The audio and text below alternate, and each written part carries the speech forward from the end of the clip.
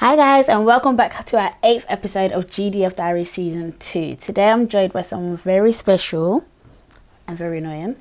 My brother, Mully. Can you tell, obviously I know you, but can you tell the viewers about yourself a little bit? How old you are, where you're from, what you do? Oh, do I have to tell them my age? It's up to you. No, I'm not telling them my age, man. People are gonna laugh at my age.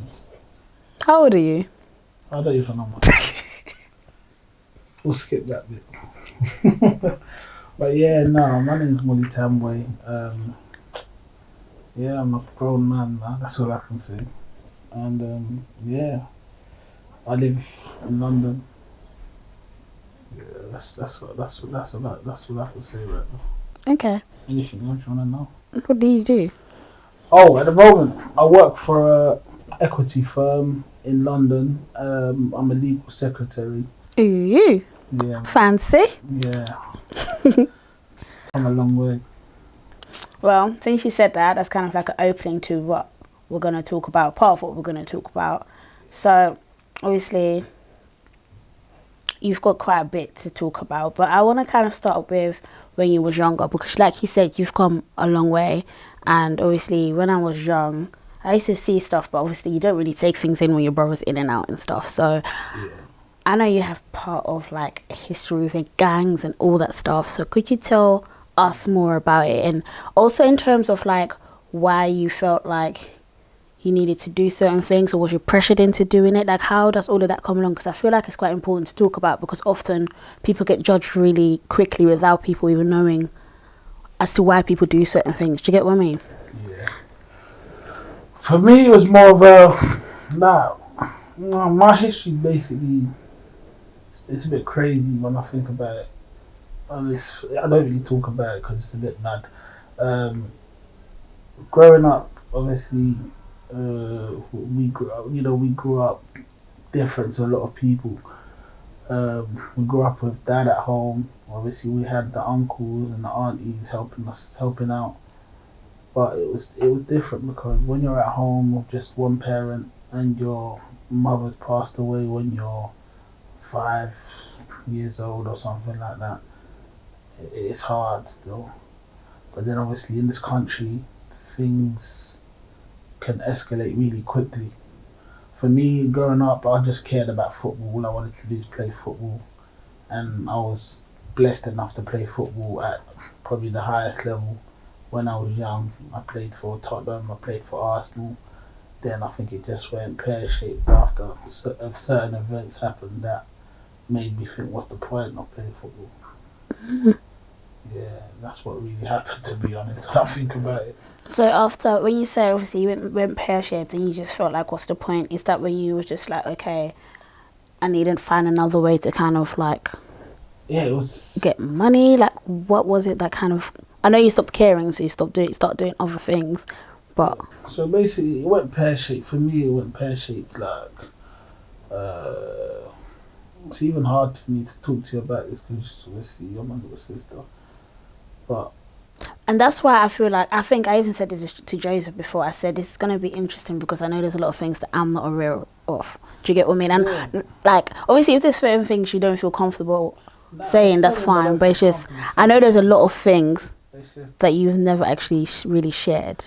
yeah, because some of this shit's crazy. So for me, it went a bit pear-shaped. Like when my cousin died, 2007. Oh, them times because when he was around, when my cousin Bob passed away, it was crazy. When Bob was around, like all he did was just tell me, "Yo, keep going football, keep doing this."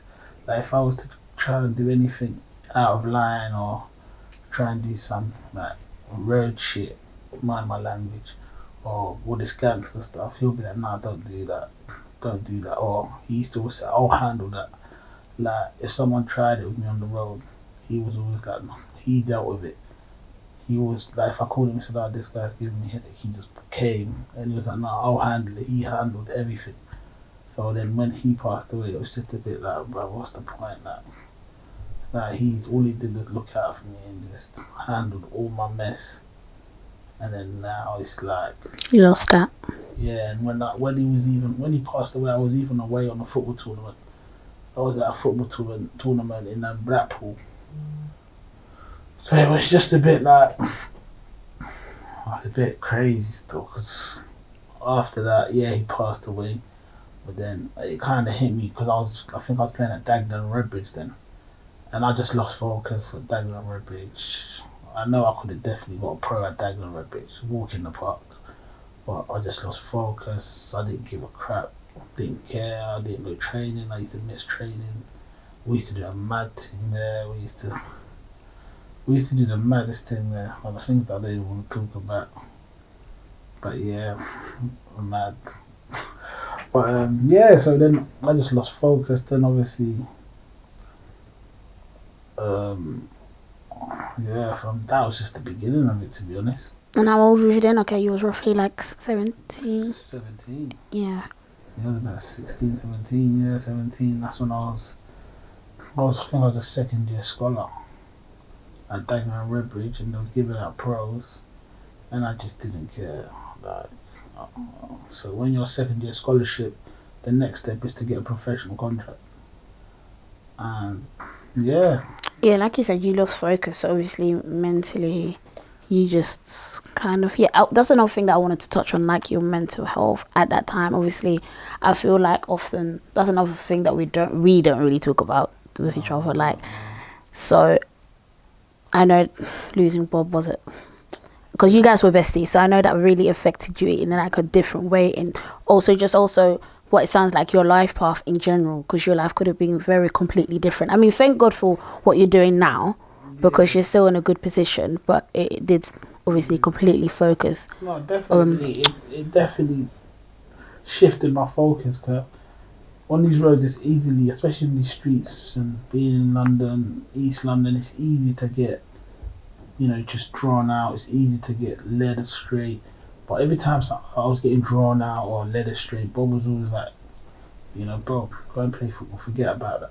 So I feel like a lot of people need that in life, because it's not easy. So would you say once he passed, obviously, and if someone tried you or whatever happened, you just started ended up? Yeah, I had to deal with it myself. There was not, you have to be stiff on the streets. You have to show that you're a man. No one can mess with you, kind of thing. So there's no one there to really. But did you ever have moments like that you felt like I don't actually even want to be?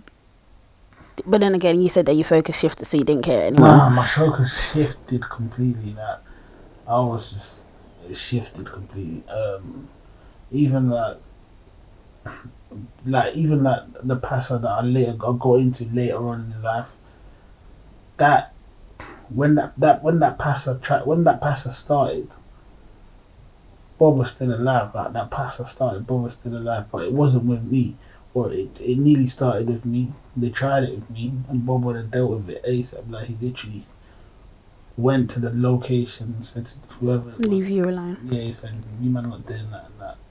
Then it was done, dusted. And even when Bob passed away, the same people was like, "Oh, sorry about your cousin. He was a real one." Blah blah blah. And it's just, yeah, man. When he passed away, shit just changed. People just thought, yeah, they can do whatever they want. You know what I'm trying to say?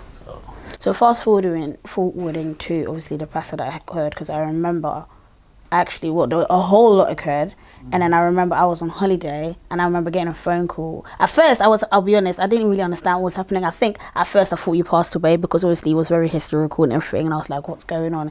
And then I understood that obviously, I don't know if he was in jail at that time or something. Like a lot was happening that day, but I got the phone call like near the end of the day. But yeah, so in that moment of like when everything was happening, because at that time you had your daughter already, your oldest daughter, and then after that your youngest daughter was born. So how was you feeling, because at that time you was a father already? The whole thing was mad. It's like, even before we get there, it's like I was growing up, so I obviously now after the football I just put that to the side. I dropped it.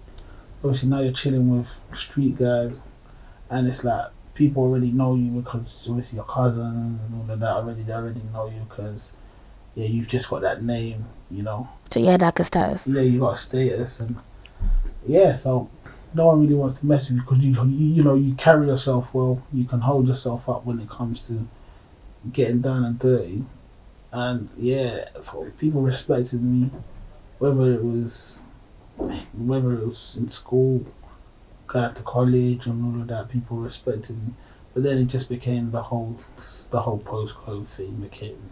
So, yeah, there was that period of Yeah, yeah. the whole postcode thing. You can't go to that area. They can't come to this area, and it just kind of escalated, and yeah, like the whole gang thing was. It took over. It took over. It take like the thing is you get dragged into it without even knowing that you're in it, and so basically it's the brave people that get you get. I was one of the people that was always front line. So when you're brave and you're front line, people always call you sides kicking off your coming. This is happening, and you just jump up. And when certain people see that you're there, they're not really on it. They duck out. But then when you're not there, things happen, and they're like, Did you start feeling responsible if you didn't really want to go, but just did you ever feel like that? Like, do you know what? I was never peer pressured into all of this. For me, it was a thing where if I was there, I dealt with what I needed to do. If I wasn't there, then it is what it is. Like people would call me and say, "Yeah, this is popping off." More time, I'll be like, "Oh, yeah, I can't be bothered." That's who I was, because there's a lot of times when things popped off and people got banned, people went in jail, and it's just because I couldn't be bothered to go.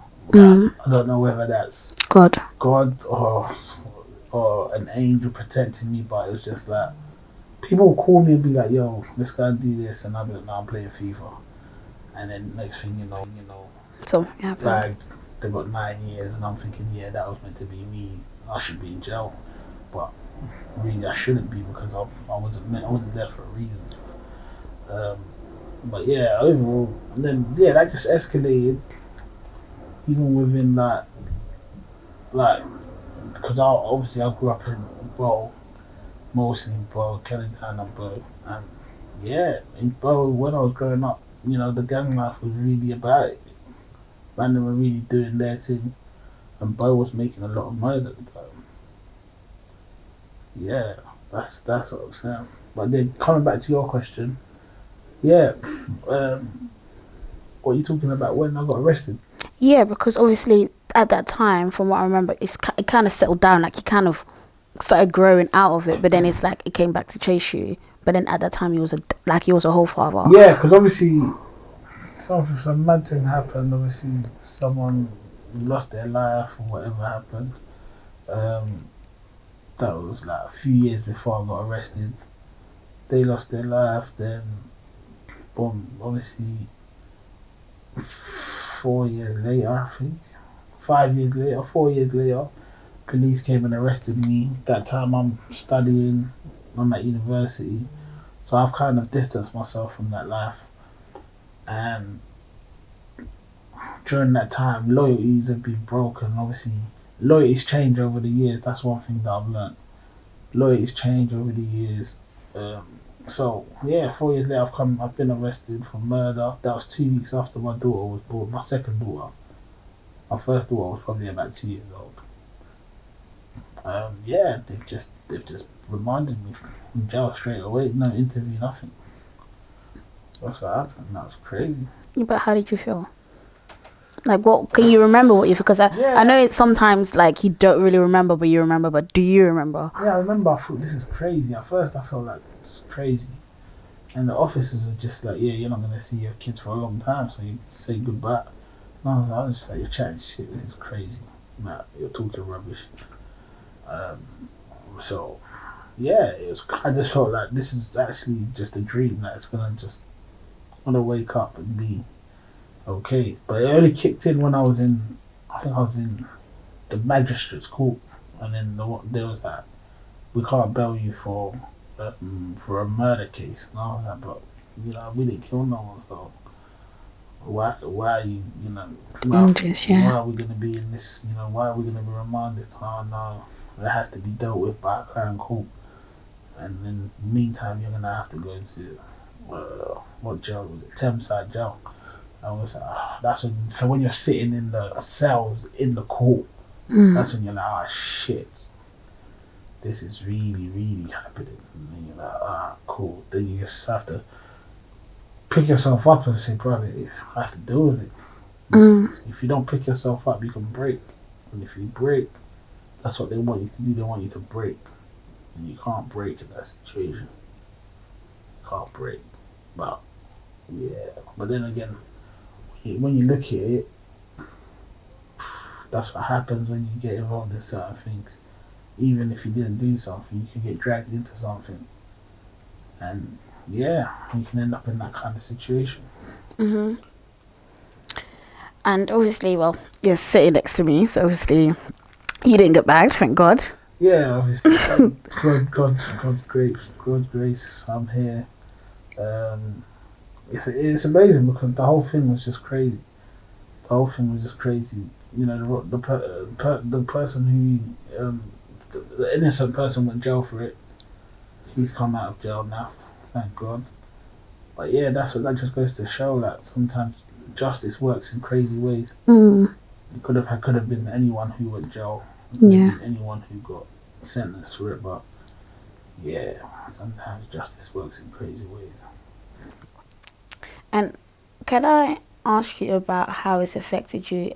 Like, that's what I was asking. Yeah, that's what I was earlier. Mentally, like, because if you think about it, that's a whole lot of trauma. Do you get what I mean? How have you dealt with it? Because even I feel like as women, and I say this a lot to other people that I've spoken to as well, we're obviously more emotional or whatever, but like we're quite more open to stuff like therapy and talking about it with our friends or family or whatever. Do you ever sit down with people, or have you ever gotten therapy? I don't know If I'm if you honest with have. you, I did have to have therapy because I was feeling mad. I didn't even know that. Yeah, no one really knew, to be honest. Even my missus didn't know. Because then obviously I was studying during the whole time. Mm. Stopped studying, then I went back to studying. And when I was studying law, that's the stuff. That's the same stuff that That you just I've went just been through, through. yeah. So it was a bit like Triggering, yeah. PTSD, crazy. Then at uni, I said to someone, I need to see a counselor, and I went to see her. I went to see her for about 6 weeks, and it was that probably helped me a lot because I could just speak to her about how I feel, about how it's affected me, and it's like she'd just say to me, "It's okay to feel like that." It was just crazy. She was like, I just said, "No, I'd just like to speak to someone that I don't know." I was gonna ask you. That was gonna be my next question. How come you felt more comfortable speaking? Not that obviously I'm trying to be in and know everything, but like you felt more comfortable speaking to someone that you don't know. You know what? Because in the family, I'm someone that everyone sort of like looks up to, and you know you can call me and rely on me. Now I don't like being a burden to other people. I don't think my feelings. I don't like putting my feelings as a burden on people, and you know, obviously it's good to be strong and stuff, but you know, I just felt like that was of a burden. I didn't want I didn't want to show that as a burden to other people. And I think I've always been like that. I'd rather Deal with it yourself. deal with it, yeah, and just crack on with it. But then that therapy, them sessions were good. I done it once a week for about 6 weeks, and if I felt good, I took a lot off my chest. It was just like this, really, but with her, she was just asking some deep questions that I was like, wow, this woman really knows what to ask. You know what? I can relate because you see when dad passed, I had therapy after that, and then it makes you think about life, like you as a person, because it's like that's crazy. Like, Deep, but no, that was good because I was just having, I was just thinking to myself, what if I got sentenced for something I didn't do? Someone got sentenced for something they didn't do, and I know him. He was expecting a child, oh and wow. I've got 2 children. I was thinking, what would I say to them? Mm. Oh, what the justice system did me wrong? You know, what would they look at? Would they even believe me? Would they look at me different? Like, I was just thinking of crazy scenarios in my head. But eventually, it got better and better and better, and it's been getting better. You know, it's not that I don't think about it. Sometimes I do think about it. Sometimes I do. Do you sometimes get triggered if you see something, or is it? I Have you think, got to that point that it's not really yeah, I triggering don't get to the anymore? point where it triggers me no more. I just get to the point where I think, like, it'll be like a date. Like, for example, like the 1st of June. Mm. That's when I got not guilty. And I'll Mm. always remember the date because I got not guilty, but my colleague got guilty. and my other colleague he walked away on at the halfway stage to say no evidence. So it was crazy. So on the 1st of June, things like that remind me, like May the 21st. It was like May the 14th or something like that. When you got arrested? Yeah, when I got arrested. Yeah, because that's why I remember, because I was abroad for my birthday, and I was thinking, what bad vibes is this? Yeah, it was around that time, and I was just like, okay, cool.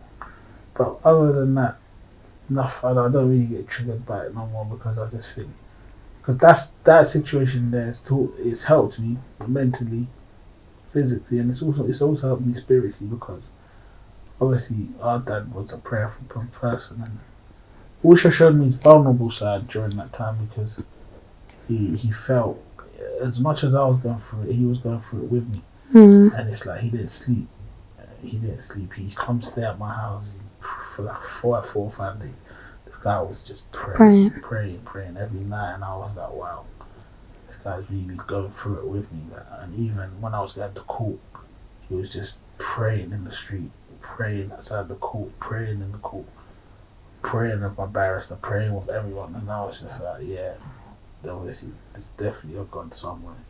And yeah, that just built up my faith in God. And yeah, moving forward, I was just like, wow. And even the guy who got sentenced, he even said to me on the day of the actual when the jury came back to give their why's the word run away from me? I understand what you're saying. Basically, the decision. Yeah, the jury came back in. He was like, the day, just in that morning, he was like, where's your dad? And that day, dad wasn't there. Oh. He was like, I want to pray with dad because I got a bad feeling. And I was like, why you got a bad feeling? He said, I don't know, bro. I woke up with a bad feeling about today. And then about 3 p.m., they called us back, and he got guilty. Oh, no. And I got not guilty. And I just looked at him, and I felt so bad for him, because he literally wanted to pray so bad. But yeah, no, but that's helped me mentally and physically and all of that. It makes you see life in a different light still. Because just your life is put in other people's hands based on how they judge you. And it's a domino effect as well, because if you did go inside, how would it have affected your family, your daughters, your wife, us as a family? Yeah.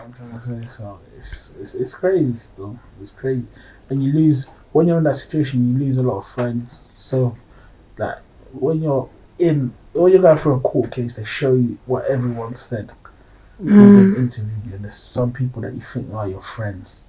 Then all of a sudden you're reading that they said this, that you did this, that you did this. I'm like, bro, like, really? And then when you start asking them, like, no, I didn't say that. I'm like, bro, it's right there. Black and white. What are you telling me? That you lose your friends, so-called friends anyway. Then you just start to learn that who to trust and you just not trust everyone as well. Yeah, you don't trust everyone. You start being wiser. And yeah, so that's how it is. You know what, in terms of like, obviously you spoke about how obviously your outlook on life now, but if we look at the generation now, they're still very crazy. Like, do you get what I mean? What would you advise people that maybe not the exact same thing that you're going through, but just the whole gang life or whatever, because we still have these stories. We've become so normalized to these stories, but it's like, what would you advise people that are kind of like living that life or going through it? Because I don't think they realize that it's affecting their families or people around them as well, if that makes sense. Listen, not only their own life. Honest, this whole bad boy gang life, whatever, gang banging, it's long. One, where's it gonna take you? Two, it's just the effect it has on your family is crazy. And three, the effect it has on your future is crazy. I'll give you an example. One, me now, if I even when I've applied to work at some jobs, these places will Google your name, and if your name, well, they've Googled my name before at a firm, and they've seen that, oh yeah, he's been arrested for so and so, even though I got not guilty, they still look at you different. They still look at you as if yes, gang related. You're some sort of criminal. Yes, people change their lives and I'm glad today that I'm at a firm that's accepted who I am, and even though yeah they have done their searches, their due diligence, they've checked on me. They gave you that chance. Yeah, They know that, they yeah. haven't judged me based on my past or based on what they based on what the media said about me. They've just judged me on what I have now, my qualifications, which is a law degree, and they've judged me on my work experience and my character. So yeah, so don't ruin your life thinking you're a bad boy because one of the elders told you to go and do this or go and do that, or no, don't do that. It's a waste of time because when you sit in that cell, when they bang you up, you're on your own. When you sit in there, 23-hour bang up, you're on your own. All you've got is you, your thoughts, and your television. That's all I can say. Don't waste your time on that. Do not even bother wasting your time on that. If you do, you're just an idiot. You're the biggest idiot in the world. But see, I'm just going to challenge you there, just because obviously the sector that I work in, a lot of these young kids the boys that I work with, not necessarily girls, but they probably are involved. Actually, no, I've had someone recently, a young girl that was kind of affiliated with a gang or whatever, and sometimes it's just pressures of like at home they don't have that love or whatever, like so they see that the gang as family, so they want to please the elders and make sure they're doing all that stuff right. And what would you say, this just popped in my head, like how can we possibly make a change? Obviously we can't change everything, but those problems occur often. Like, do you get what I mean? They don't have that love at home, they don't have that support, so they see the elders or whatever, this gang, or as their family, so they are going to go and do whatever they want them to do. Do you get what I mean? Yeah, what I would say is one, starts with parents. Parents, you have to engage with your children. Parents have to start engaging with their children. If they don't engage with their children, then you don't know what your children are up to. Very true. Two, some parents still engage with their children, but they still children still fall Their in that parents, yeah. trap.